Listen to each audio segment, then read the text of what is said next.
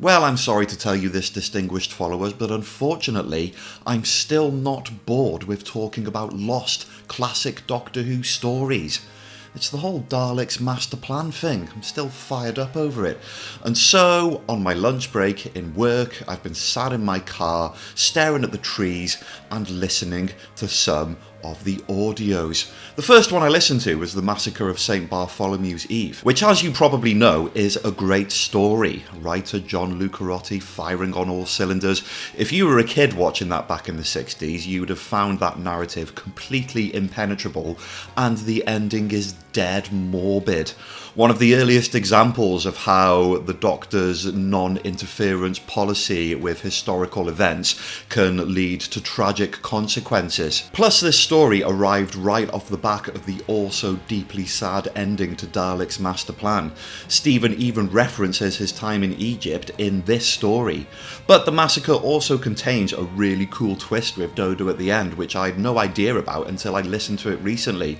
There are a lot of reasons why the Massacre of St. Bartholomew's Eve is a sought-after piece of lost Doctor Who media, and the fact that there are hardly any telesnaps to speak of makes the mystique that this story is shrouded in ever more potent. But it's the next completely lost story that I am a little more curious about. And if I got this right, of the Mission to the Unknown, which is a one-off episode that doesn't actually feature the Doctor, this is the only William Hartnell non-historical classic Doctor Who story to be missing in its entirety.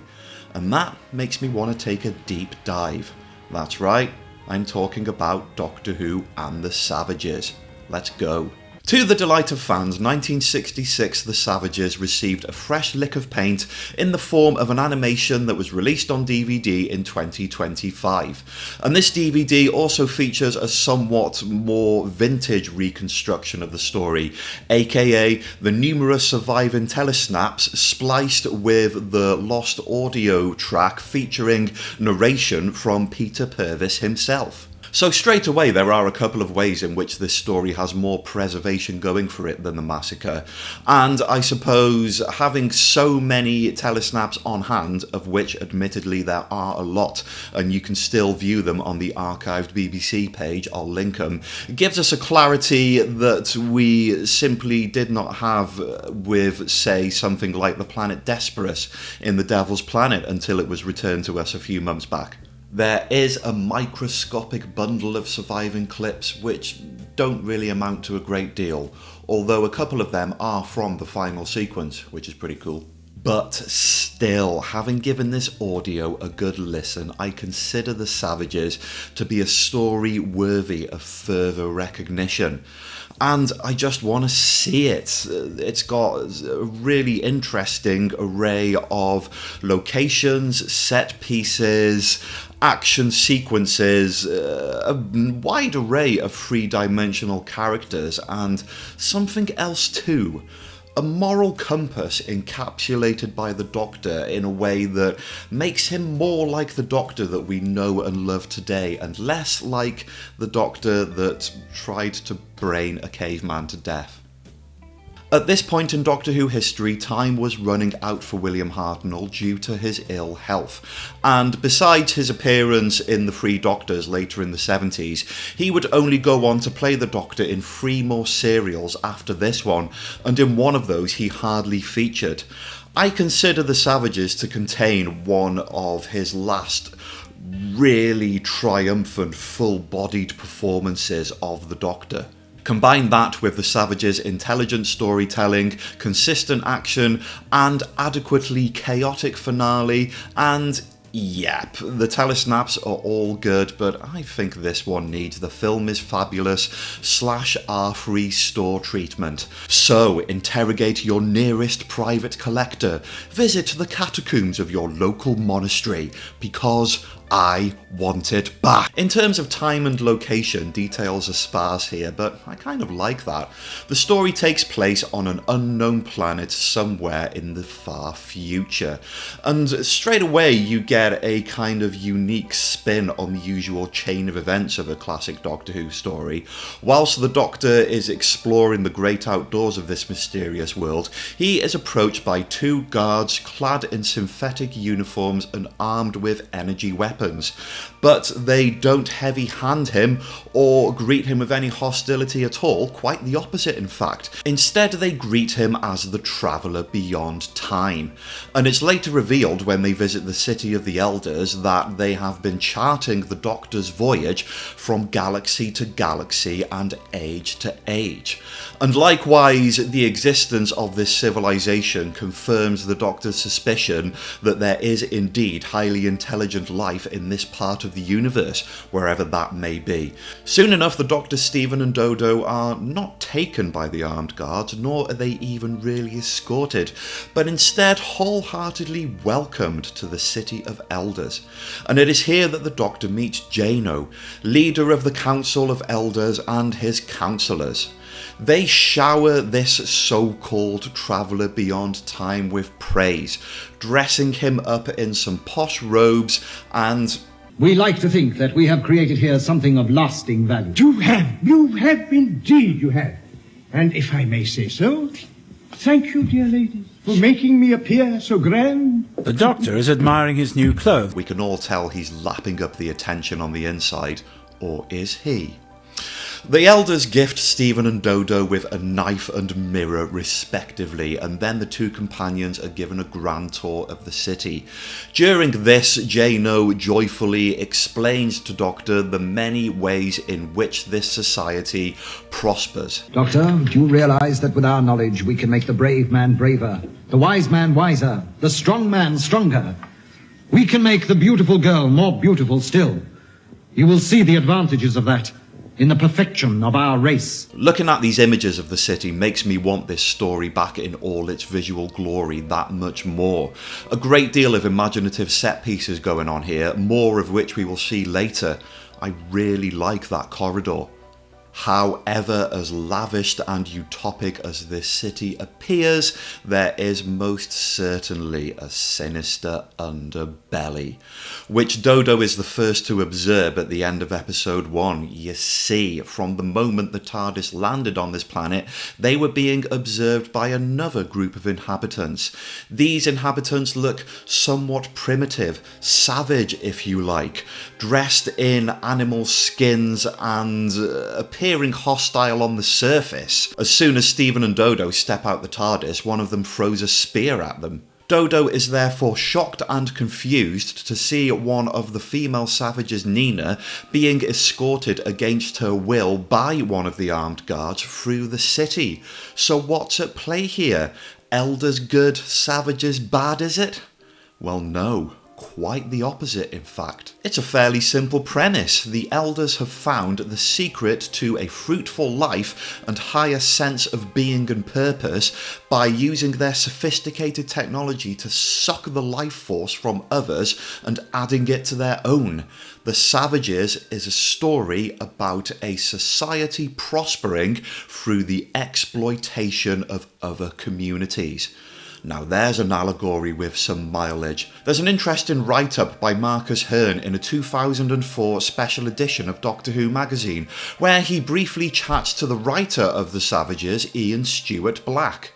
In this write-up, Ian Stewart Black explains that he had been very conscious of the political and philosophical messages of The Savages, but had downplayed them to the production team at the time. This write-up then puts focus on the fact that The Savages was written in the aftermath of the 1960s Profumo scandal, which in itself was a big marking point of the cultural shift in society, whereby for the first time young people were braced to make a legitimate social political impact on society. A great deal to talk about there, and I am but a chimp.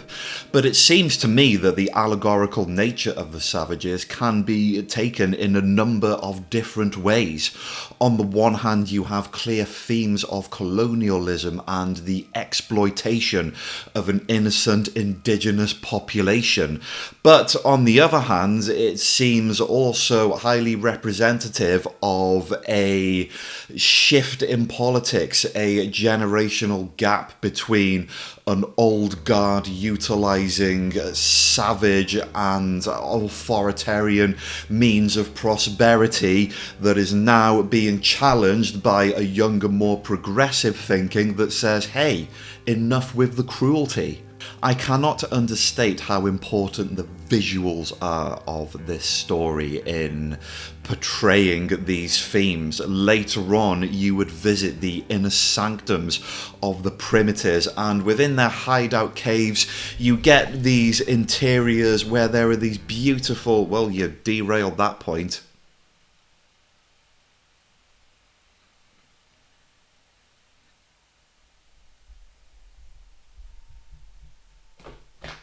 I'll say it again, I cannot overstate the importance of visuals in this story. The reason why I want it back so much.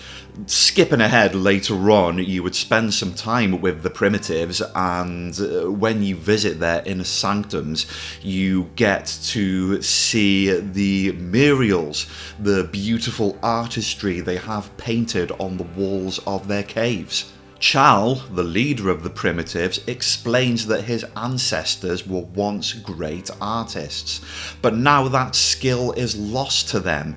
After the process of having their life force sucked away, they are returned to their people, but now a hollow shell of their former selves.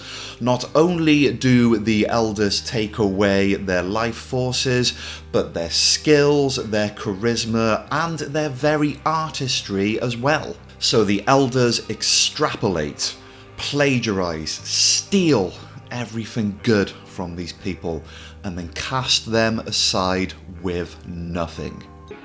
How can you condemn this great artistic and scientific civilization because of a few wretched barbarians? And this semi-metaphorical practice of a privileged society leeching the expressionism and therefore the very culture of a less privileged society before claiming it all to be their own is brought into stark physical representation via the machinery of the elders.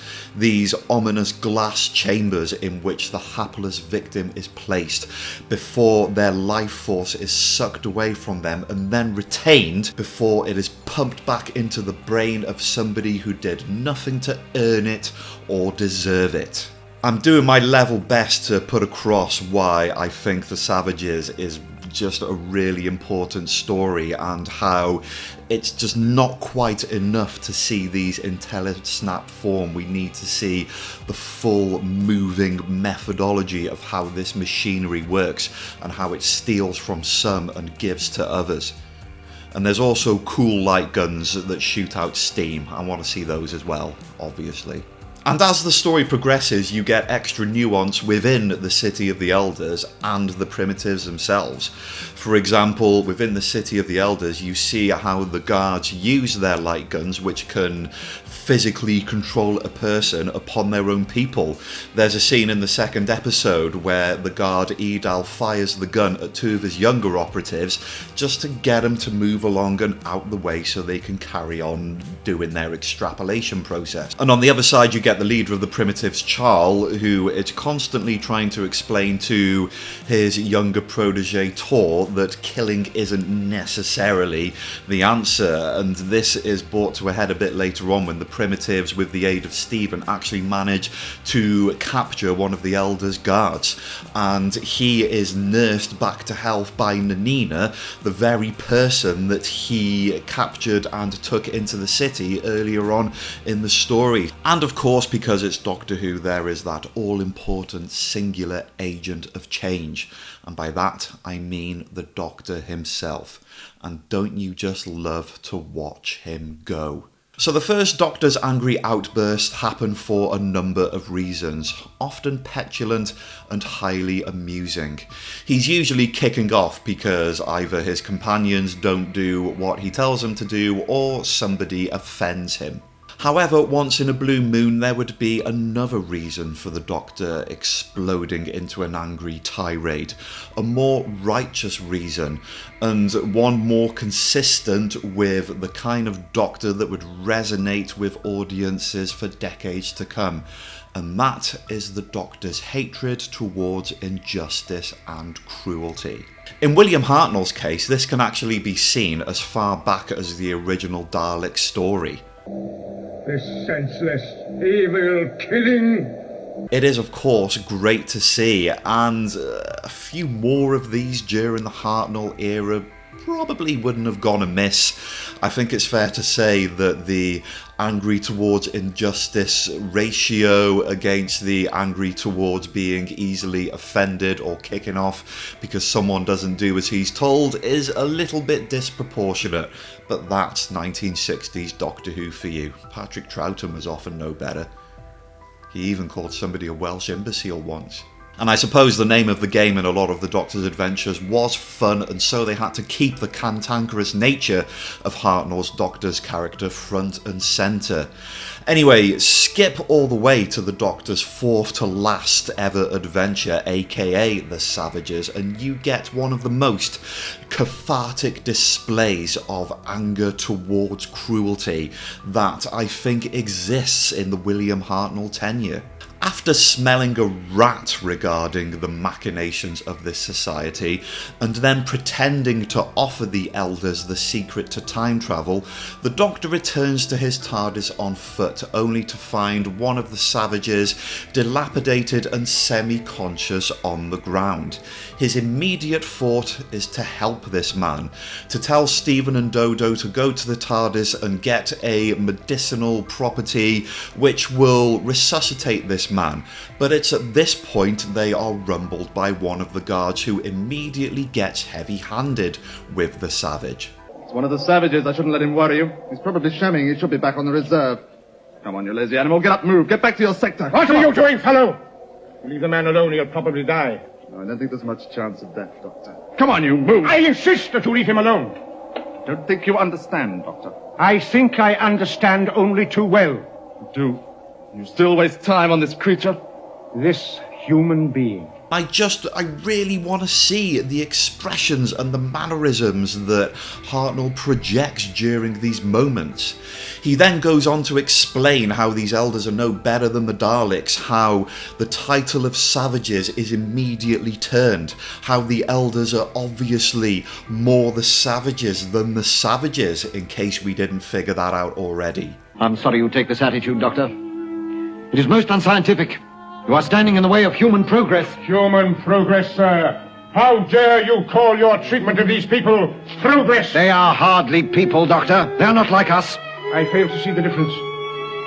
Do you not realize that all progress is based on exploitation? Exploitation indeed! This, sir, is protracted murder! We have achieved a very great deal merely by the sacrifice of a few savages. The sacrifice of even one soul is far too great. You must put an end to this inhuman practice. But even after this fleeting moment passes by, the Doctor's very ethics and kindness becomes an essential component in halting the gears of this broken method of oppression.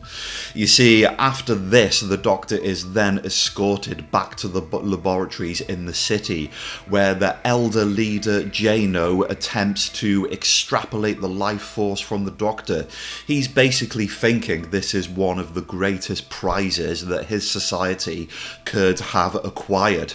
And so he does this, and it leaves the Doctor in a vegetated state for the entirety of an episode. And yes, this was done to write Hartnell out of an episode because of his ill health. But on the plus side, it did give Jano's actor, Frederick Yeager, also of The Invisible Enemy and Planet of Evil fame, an opportunity to do a wicked impression of William Hartnell's Doctor.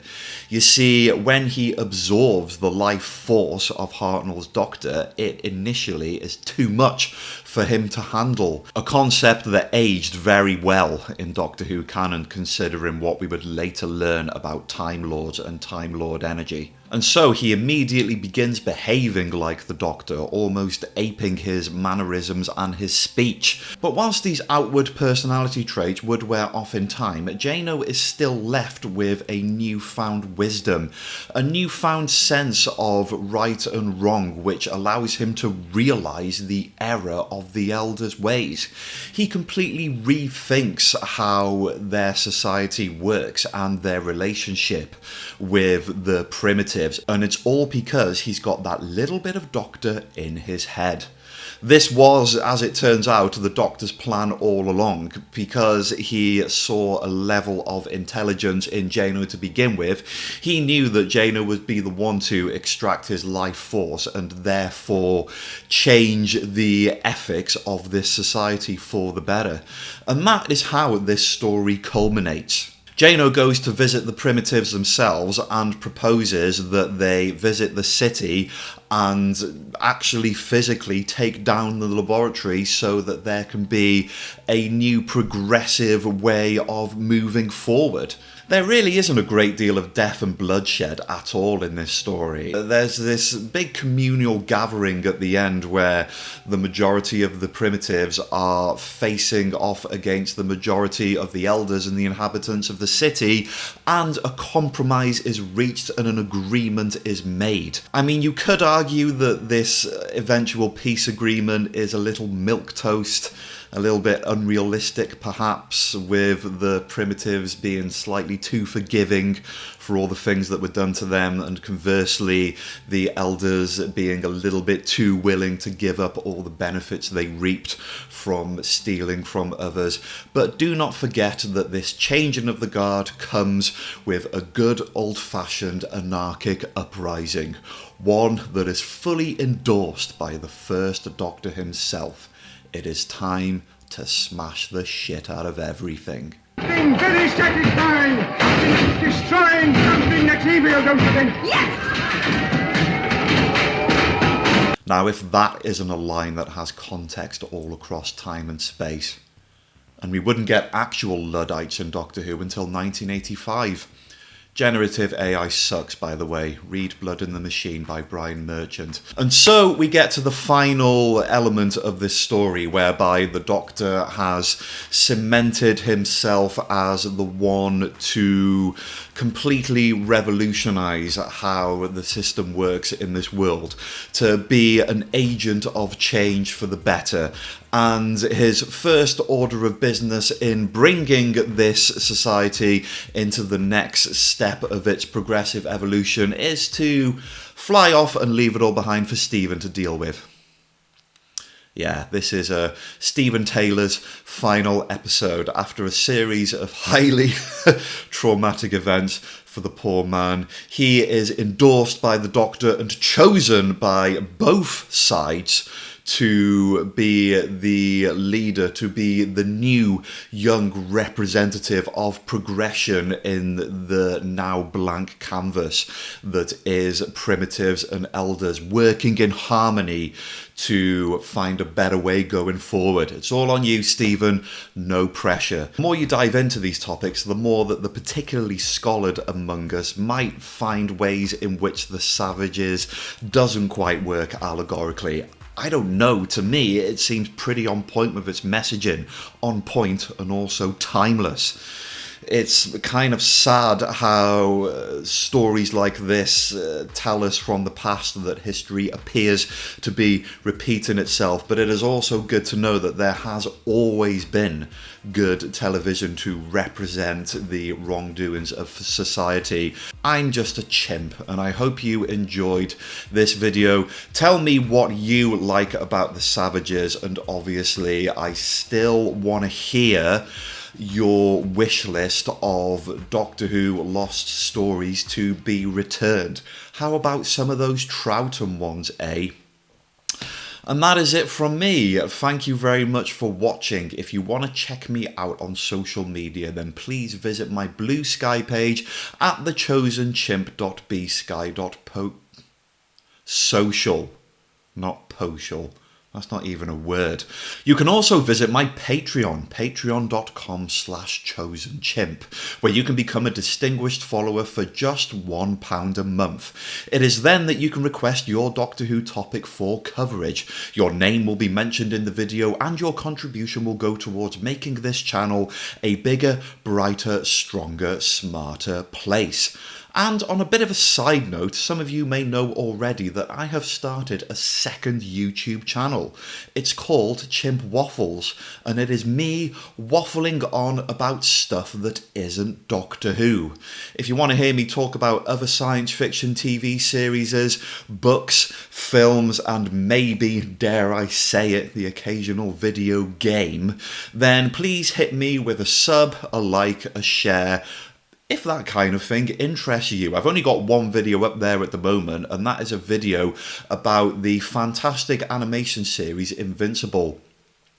And if you want me to use Invincible to bring both the Chosen Chimp and Chimp Waffles into the same fold for the briefest of moments, then I need point you in no further direction than this singular image from Invincible Series 2 there. A character standing in the background cosplaying as the 13th Doctor. What more do you want? Thanks very much for watching, everyone. I hope you are all doing well, and until next time, have a good one.